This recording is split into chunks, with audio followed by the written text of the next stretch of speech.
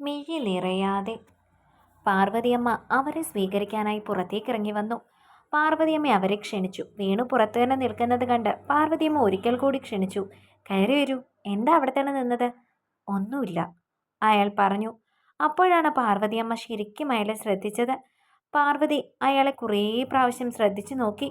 അതിനുശേഷം ചോദിച്ചു, വേണു അല്ലേ? അമ്മയ്ക്ക് ഇദ്ദേഹത്തെ അറിയുമോ? വിജയ് ചോദിച്ചു. എനിക്കറിയില്ലേ വേണുവിനെ. എത്രയോ വർഷങ്ങൾ ഇവിടെ ഡ്രൈവറായി ജോലി ചെയ്തതാണ്. പക്ഷെ പെട്ടെന്ന് കണ്ടപ്പോൾ മനസ്സിലായില്ല. മുഖമൊക്കെ ഒരുപാട് മാറിപ്പോയി.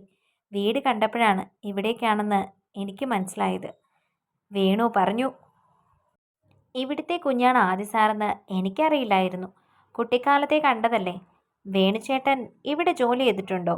ഇവിടെയല്ല സാറേ, രവീന്ദ്രൻ സാർ ജീവിച്ചിരുന്ന കാലത്ത് ഞാനായിരുന്നു കമ്പനിയിലെ ഡ്രൈവർ. അങ്ങനെയാണെങ്കിൽ ചേട്ടന് എൻ്റെ പപ്പയും അറിയുമല്ലോ, ചെറിയാൻ. വിജയ് പ്രതീക്ഷയുടെ മുഖത്തേക്ക് നോക്കി. ചെറിയാൻ സാറിൻ്റെ മോനാണോ? എനിക്കറിയാം. ചെറിയാൻ സാർ ഇപ്പോൾ. വിജയുടെ മുഖത്ത് സങ്കടം നിറഞ്ഞു. സുഖമില്ല, ഒരു ട്രീറ്റ്മെൻറ്റിലാണ്. അത്രയും പറഞ്ഞ് വിജയ് സംസാരം അവസാനിപ്പിച്ചു. അകത്തേക്ക് കയറി വരൂ വേണു. പാർവതി അയാളെ അകത്തേക്ക് ക്ഷണിച്ചു. ഹാളിലേക്ക് കയറിയപ്പോൾ തന്നെ രവീന്ദ്രവർമ്മയുടെ ഫോട്ടോ ഉണ്ടായിരുന്നു. ഫോട്ടോയിലേക്ക് നോക്കി കണ്ണാടി ഊരി ഒരു നിമിഷം വേണു അവിടെ നിന്നു. രവീന്ദ്രൻ സാർ കാരണമാണ് ഞാൻ ഈ നിലയിലെത്തിയത്. അദ്ദേഹം ഒരുപാട് സഹായിച്ചിട്ടുണ്ട്, അയാൾ മകളോട് പറഞ്ഞു. പാർവതി ചായയും പലഹാരങ്ങളും എല്ലാം അവർക്ക് മുൻപിൽ നിരത്തി. കാപ്പി കൂടി കഴിഞ്ഞിട്ട് സംസാരിക്കാം, പാർവതി പറഞ്ഞു. ഇപ്പം ചായ മതി, കുറച്ച് കഴിഞ്ഞ് കഴിക്കാം, വേണു പറഞ്ഞു. നീ വാ, വിശേഷങ്ങളൊക്കെ പറയട്ടെ. സ്വാതി വേണിയെ കൂട്ടിക്കൊണ്ട് മുറിയിലേക്ക് പോയി. നിനക്ക് സുഖമാണോ മോളെ? വേണി സ്വാതിയോട് ചോദിച്ചു. സുഖമാണ്, പക്ഷേ ഒരിക്കലും തീരാത്തൊരു ദുഃഖം അതിപ്പോൾ എനിക്കുണ്ട്. അതെന്താ? വേദനയോടെ അവൾ എല്ലാം തുറന്നു പറഞ്ഞു. എന്തൊരു കഷ്ടമാണ് നിന്റെ കാര്യം. അപ്പോൾ ആദ്യേട്ടന് നിന്നെ ഓർമ്മയില്ലെന്ന് ഉറപ്പാണോ? അതെ, ഇന്നലെ എൻ്റെ മുഖത്ത് നോക്കി ചോദിച്ചു ആരാണെന്ന്. അത് പറഞ്ഞപ്പോഴേക്കും സ്വാതി കരഞ്ഞിരുന്നു. ഞാൻ നിന്നോടൊരു സന്തോഷ വാർത്ത പറയാൻ വേണ്ടി വന്നതാ. നമ്മുടെ റിസൾട്ട് വന്നു. നിനക്കാണ് ഏറ്റവും കൂടുതൽ മാർക്ക്. അത് പറയാനായിരുന്നു ഞങ്ങൾ വന്നത്. പക്ഷേ നിന്റെ വേദന കേട്ടപ്പോൾ ഒന്നും പറയാൻ എൻ്റെ മനസ്സ് അനുവദിക്കുന്നില്ല. പരീക്ഷണങ്ങളിലൂടെ ആയിരുന്നല്ലോ കുട്ടിക്കാലം മുതൽ എൻ്റെ ജീവിതം. അതങ്ങനെ തുടർന്നു പോകുന്നുവെന്ന് മാത്രം. ഒരു വ്യത്യാസമുണ്ട്. അത്രയും പ്രിയപ്പെട്ട ഒരാൾ നമ്മുടെ ജീവിതത്തിൽ നിന്ന് പോകുമ്പോൾ മാത്രമേ നമുക്കും സ്വപ്നങ്ങൾ ഉണ്ടായിരുന്നുവെന്ന് നമുക്ക് മനസ്സിലാകൂ. അങ്ങനെയൊന്നും പറയാതെ. ആദ്യേട്ടൻ്റെ ഓർമ്മ പൂർണ്ണമായിട്ട് നഷ്ടപ്പെട്ടിട്ടില്ലല്ലോ, അത് തിരിച്ചു കിട്ടും. ആരും ഒന്നും പറഞ്ഞു കൊടുക്കാതെ തന്നെ ആദ്യേട്ടൻ്റെ ഹൃദയത്തിൽ നീ തെളിയുന്നൊരു ദിവസം വരും. അത്ര ദൂരമൊന്നും അല്ല ഇതിന്. കാരണം അത്രയ്ക്ക് നിന്നെ ആദ്യേട്ടൻ സ്നേഹിച്ചിട്ടുണ്ട്. എന്നെ ജീവന് തുല്യം സ്നേഹിച്ച ആദ്യേട്ടൻ ഇന്നില്ല. ഇപ്പോൾ അദ്ദേഹത്തിന് എന്നെ അറിയുക പോലുമില്ല. ഇതിലും ഭേദം ഞാൻ മരിച്ചു പോന്നായിരുന്നു വേണി. അവൾ കരഞ്ഞുകൊണ്ട് വേണിയുടെ ചുമരിലേക്ക് ചാഞ്ഞു. സ്വാതി, ഞാൻ കാണുന്ന കാലം മുതൽ നിന്റെ മുഖത്ത് കരച്ചിൽ മാത്രമേ ഉള്ളൂ. ഇപ്പോഴെങ്കിലും നീ ചിരിക്കാൻ പഠിച്ചിട്ടുണ്ടാവുമെന്ന് കരുതിയാണ് ഞാൻ ഇങ്ങോട്ട് വന്നത്. ആരും ചിരിക്കാൻ മറന്നു പോയതല്ല വേണി. പിന്നിട്ട വഴികളിൽ എവിടെയോ ചിരി നഷ്ടപ്പെട്ടു പോയവരാണ്. എനിക്കത് നഷ്ടപ്പെട്ടിട്ട് എത്രയോ കാലങ്ങളായി. ആദ്യേട്ടൻ എന്നെ മറന്നുവെന്നറിഞ്ഞപ്പോഴാണ് ഞാൻ എത്രത്തോളം സ്നേഹിച്ചിരുന്നു എന്ന് എനിക്ക് മനസ്സിലാവുന്നത്. അവഗണിക്കപ്പെടുന്ന ഓരോ ആളിനും പരിഗണിക്കാൻ തയ്യാറുള്ളൊരു മനുഷ്യനുണ്ടാവും. ആദ്യേട്ടൻ എനിക്കതായിരുന്നു. അന്ന് ആദ്യേട്ടൻ എൻ്റെ കഴുത്തിലെ മാല ചാർത്തിയ ദിവസം ഞാൻ എത്രത്തോളം സന്തോഷത്തോടെയാണ് ജീവിച്ചതെന്ന് എനിക്ക് തന്നെ അറിയില്ല. ആദ്യേട്ടൻ്റെ ഓർമ്മയിൽ ഞാനില്ലെന്നറിയുന്ന നിമിഷം വരെ ഞാൻ ആ സന്തോഷത്തിൻ്റെ ആകാശത്തിലായിരുന്നു. സന്തോഷങ്ങളുടെ ആകാശത്തിൽ നിന്നും എത്ര അനായാസമായാണ് നമ്മൾ ഓരോ സങ്കടങ്ങളുടെ ആഴങ്ങളിലേക്ക് വീണു പോകാറ്. അത് ഞാനിപ്പോൾ പഠിച്ചു. നിന്നെ എങ്ങനെ ആശ്വസിപ്പിക്കണമെന്ന് എനിക്കറിയില്ല. ഇനിയിപ്പോൾ ആശ്വാസവാക്കുകളൊന്നും വേണ്ട വേണി. ഞാനിപ്പോൾ എൻ്റെ ജീവിതവുമായി പൊരുത്തപ്പെട്ട് കഴിഞ്ഞു.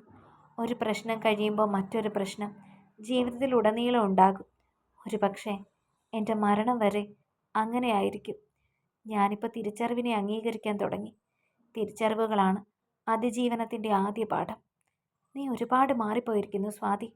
നീ കുറച്ചുകൂടി ഉറച്ച തീരുമാനങ്ങൾ എടുക്കാൻ പഠിച്ചിരിക്കുന്നു.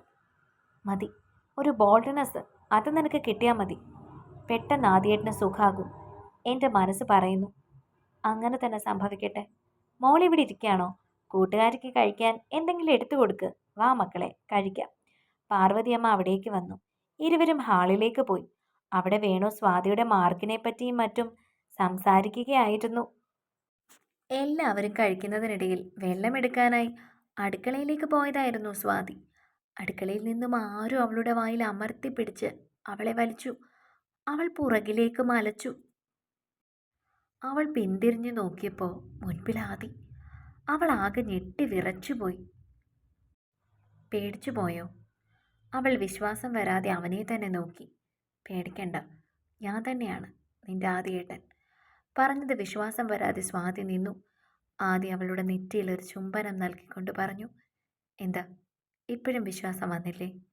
ഞാൻ തന്നെയാണ് നിന്റെ ആദിയേട്ടൻ. അത്രമാത്രം പറഞ്ഞ് ആദി ഹാളിലേക്ക് നടന്നു. സംഭവിച്ചത് എന്താണെന്ന് മനസ്സിലാക്കാതെ സ്വാതി നിന്നു. അപ്പോഴേക്കും ഡൈനിങ് റൂമിൽ നിന്നും പാർവതി അമ്മ വെള്ളത്തിനായി വിളിച്ചിരുന്നു. അവൾ വെള്ളവുമായി യാന്ത്രികമായി അവിടേക്ക് നടന്നു. ആദിയെ കണ്ട് വേണുവും വേണിയും പ്രതീക്ഷയോടെ നോക്കി. മോനെ, ഇത് സ്വാതിയുടെ കൂട്ടുകാരാണ്. പാർവതി അമ്മ പരിചയപ്പെടുത്തി. പിന്നെ വേണു നമ്മുടെ കമ്പനിയിൽ പണ്ട് ഡ്രൈവറായി വർക്ക് ചെയ്താണ്. വേണിയുടെ അച്ഛനാണ്. ആദ്യം നിറഞ്ഞ ചിരിയോടെ അവർക്ക് സ്വാഗതം നൽകി. പിന്നെ മോനെ, ആക്സിഡൻ്റ് ഉണ്ടാകുന്നതിന് മുൻപ് നീ കുറച്ച് നാൾ ഇവരുടെ നാട്ടിൽ ജോലി ചെയ്തിരുന്നു. ഇവരുടെ നാട്ടിൽ തന്നെയാണ് സ്വാതിയുടെ അമ്മയുടെ വീടും. മോനെയും കൂടി കാണാനാണ് അവർ വന്നത്. പാർവതി അമ്മ പറഞ്ഞു. നിനക്കിപ്പോൾ ഒന്നും ഓർമ്മ കാണില്ല. ഒന്നും ഓർത്തെടുക്കാൻ വേണ്ടി അമ്മ പറഞ്ഞതല്ല. അവരൊരു മുന്നറിയിപ്പ് പോലെ പറഞ്ഞു. ഓർമ്മകൾ ഓർക്കാൻ ആദ്യം ശ്രമിച്ചാൽ അത് വലിയ അപകടങ്ങളിലേക്ക് പോകുമെന്ന് പാർവതി അമ്മയ്ക്ക് അറിയാമായിരുന്നു. വെള്ളവുമായി അവിടേക്ക് വന്ന സ്വാതി ഈ സംസാരം കേട്ടു. എനിക്ക് ഓർമ്മ കിട്ടുന്നില്ല, ആദി പറഞ്ഞു. ഒരുപാട് സ്ട്രെയിൻ ചെയ്യണ്ട. വിജയ് മുന്നറിയിപ്പ് കൊടുത്തു. നിങ്ങൾ ഭക്ഷണം കഴിക്ക്. ഞാൻ എഴുന്നേറ്റതേ ഉള്ളൂ. ഫ്രഷ് ആയിട്ട് വരാം, ആദി പറഞ്ഞു.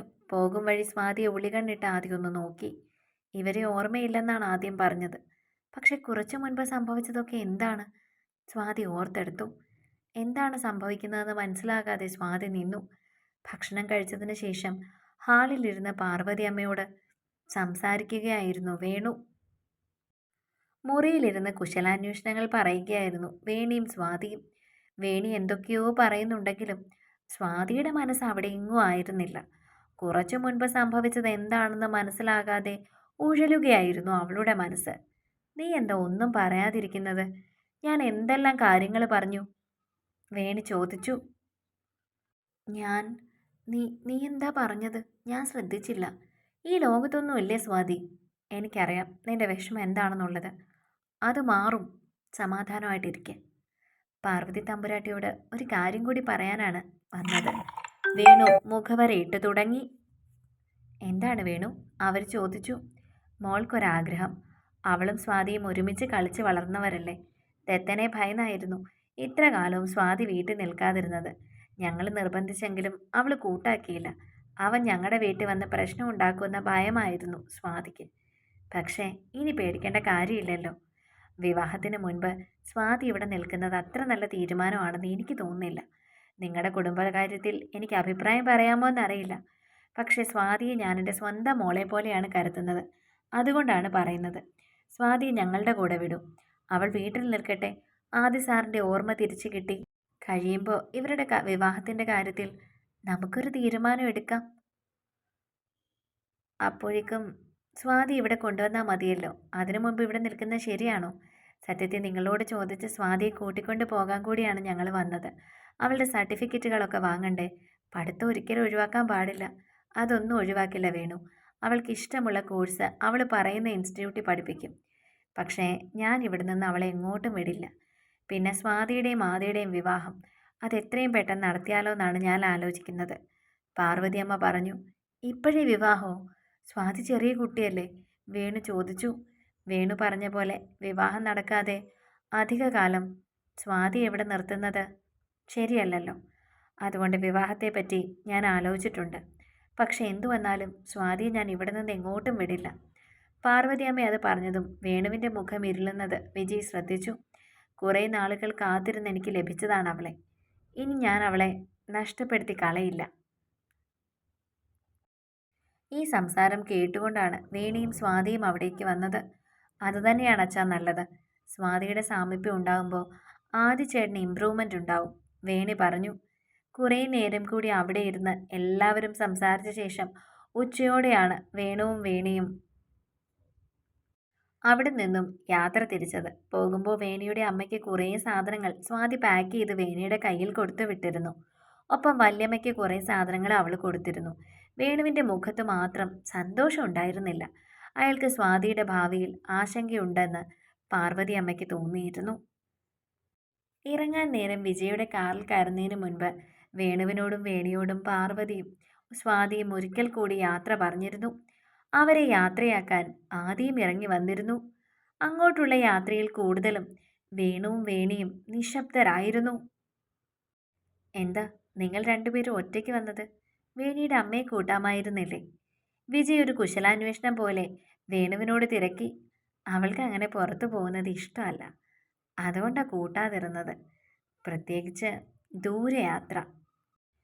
വേണു ചിരിയോടെ മറുപടി പറഞ്ഞു.